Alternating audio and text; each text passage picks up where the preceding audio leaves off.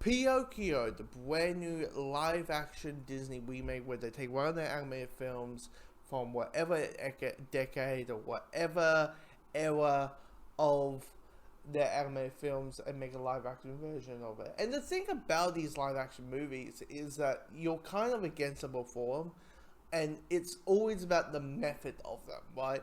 So you got certain people who want to have a straight shop remake. They just want to see a live action version of the animated film and maybe add bits and pieces here and there. Like a Lion King or Beauty and the Beast, because I actually enjoy Beauty and the Beast. I know there's some naysayers with the live action version. I actually quite enjoyed that one. But you also got the other camp, which is don't make it a shop remake. Make it different. So find how you must have the Be I Guess. You must have Gaston. You must have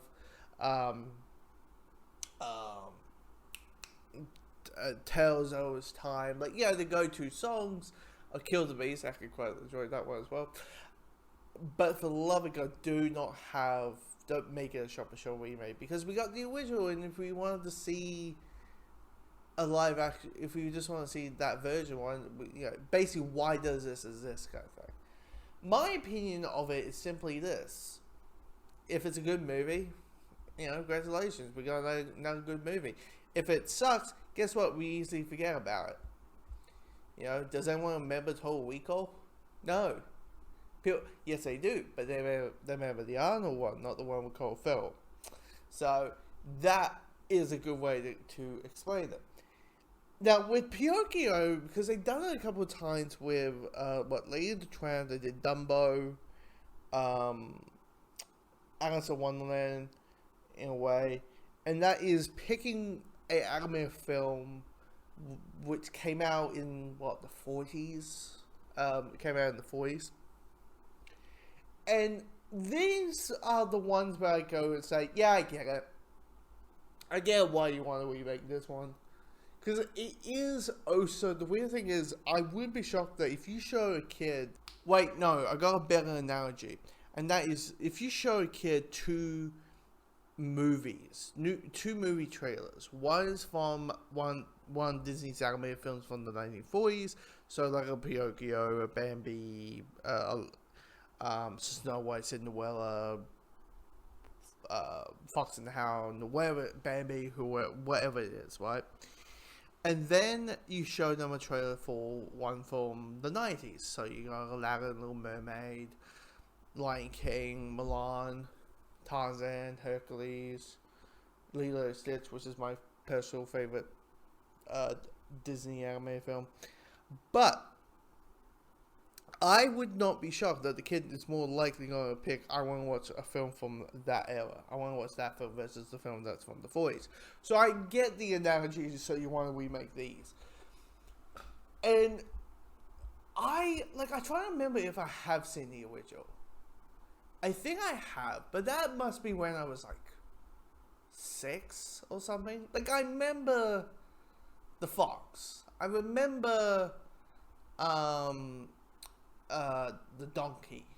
I remember all these things. It's those things like you remember the images, but you don't remember the whole thing as a whole. And of course, I remember there was a giant whale at the end. And that's kind of it. Outside the whole, we all know that when Pinocchio lies, his nose gets big. He's becomes a tall tale. His nose becomes a tall tale. So, in a way, I kind of am watching this movie in a fresh perspective, but at the same time not in a fresh perspective. It's a weird thing. And at the beginning of the movie, I was like, this might not be good. Because it's all the stuff with the pedo. Him and the pedo who plays by Tom Hanks. And Tom Hanks is amazing. I mean, it's fucking Tom Hanks. What do you expect? But it's just him talking to the fish, talking to the cat, while he's figuring out what do I call this wooden boy, and his background. And as much as I enjoy, Zeppeto's Disney themed clockwork. I mean, seriously, there's a Woody one, there's a Who Framed Roger Rabbit one, which is funny because once again, Tom Hanks is in the movie, who of course is the voice of Woody, and it is, and this movie is directed by of the Nexus. So there's a lot of Disney references with those clocks, but with the first 20 minutes of the movie, I was like, I don't know, like, there's no sense of magic. Like, I get the idea, the motivation why he wants to wish wish for a real boy. He wants his son to be back. Clearly his son died in some kind of whatever the circumstances were, and he the father wants to see his child once again, and the child becomes Pinocchio, right? But I just like, the magic's not here. I'm not feeling it. But then when Pinocchio becomes Pinocchio and he's a walking, talking puppet, and as much as like out through this movie, there's a lot of CG, and you can tell it is CG. Like, I'm wondering that this movie was originally meant to be in theaters, because this is on Disney Plus. They just straight put this on Disney Plus to be part of Disney Plus Day, right? I'm wondering if we saw this in a theater, it would look a little bit more better. Like, it would look a little bit less CG. Now, to be fair, how many walking foxes do I know? None. How many talking crickets do I know? None. How many talking walking puppets do I know? None. So, I don't know what it's going to look like, but you can tell that. But the moment Pinocchio starts going, I'm a real boy, like, it just, the magic slowly builds up, and when the dark stuff happens, definitely when the dark stuff happens in this movie, it picks up. And you feel the emotion, you feel the like, at the end of the day, Pinocchio has only been a kid for like, what? A month? When all this drama happened? All the events of this movie, all the dark stuff that happens in this movie. So, he doesn't know about the world. He's trustworthy. And Jeremy Cricket is trying his absolute hardest to, trying to convince, like, Pinocchio, no, do not trust the fox. It's a fucking fox, for God's sakes. But he wears a top hat. Top hats can be deceiving. Like, so when he is locked in a cage, I mean, first, anytime you see a sad, no kid should be locked in a cage. But, when he is kidnapped by the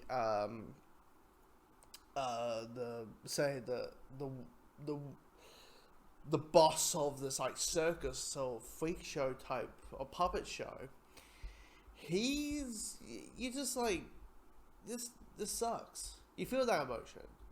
As much as he's so joyful and so upbeat all the time, which is always a worry, right? Like, if you have a character who's so upbeat, as much as Pinocchio is pretty much, like, he's always smiling, 90% of the time, 95% of this movie. He was always like, I'm a real boy, like, it's just, you just can't help but go, there's that whistle of him becoming annoying. He doesn't. He absolutely doesn't. And it is a shot-for-shot remake. I won't lie, it is probably a shot-for-shot remake of the original movie. But it works in that way. This is a situation where I think it would work. And there is horror moments in this movie. I mean, if you have seen The Witches, which is also directed by Warwick Zemeckis, he is the remake with Anne Hathaway. There's body horror in that movie. Like, in that movie, kids turn into chickens. And literally, it's a child walking size chicken, right? Or like getting, the beak and start pecking on the floor. And when certain moments happen, aka the donkeys, you feel nothing but horror. And I forgot that, Pinocchio gets his own ears and tail. And I'm like, I don't think he drank any of the root beer. I don't think he drank, like, I think it's the root beer, right? Like, if he didn't drink, I don't think it's the root beer, right? That's it, right? It's like a drug that, you drink the root beer and you become a donkey, right? No? Okay. But I had a kick over it. I got, teary-eyed nearly at the end. Joshua Gordon-Levitt, who plays Jimmy Cricket, is, like, the thing with Jimmy Cricket, at the beginning I'm like, again, he was a part of the original film, so it might have to feel like you had to kind of put him there. But I was like, does he need to be there? Could we easily just, like, push him aside? At the beginning, how they introduced, like, I get it, like, where's the part of stuff? Every time you watch a Disney movie, you hear that theme because it gets played in, the studio, opening. So they play on, like, this is where it's from. But it's, and, Jimmy Cricket saying, hey, that's a nice theme. What a lovely tune. But I was always worried that he was going to get, like, he was kind of useless in the movie. But he is the audience. He is kind of like, you as part of the audience, you want Jimmy Cricket to actually go and get Pinocchio every single time.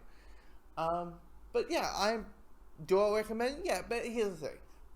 It probably was also best to be on Disney Plus, because as much as I would like to see this movie first time on the big screen, I feel like would be a movie that you could easily you would prefer to just watch it alone, as I did, watch it with a family member, watch it with a family, and if you have kids and all that, watch it with your partner, wherever it is. I think this is going to be, I think it's a good relaxing movie, feel good movie.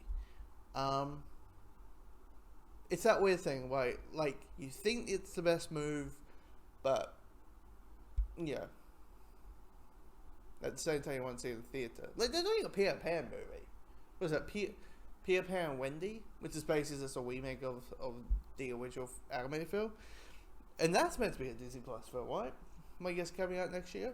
So, and here's the thing: my guess is also movies that would not do well now. Hocus Pocus 2, clearly. Enchanted 2, yeah, clearly that they're not going to do Top Gun level of money. So, I totally get it. But yeah, I had a kick out of it. I had some enjoyment of it.